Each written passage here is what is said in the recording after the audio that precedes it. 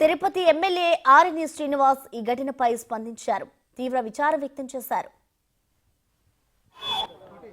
ఈ సంఘటన చాలా అన్ఎక్స్పెక్టెడ్గా జరగడం తెలిసింది.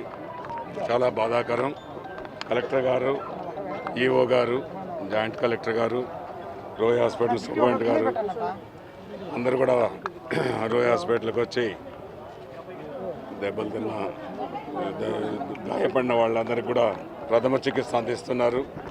అందరూ కూడా కోలుకుంటున్నారు. ఎటువంటి ఇబ్బందులు లేదు.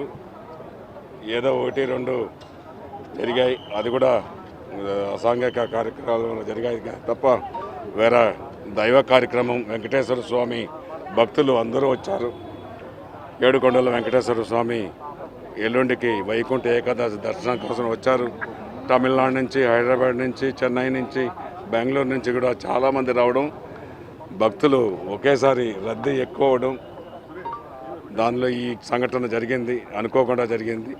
ఏది ఏమైనా అందరికీ ప్రథమ చికిత్స అందించి వెంటనే కలెక్టర్ గారు, ఈఓ గారు, మేము అందరూ కూడా ప్రథమ చికిత్స అందించి భక్తులను మెరుగుపరుస్తున్నామని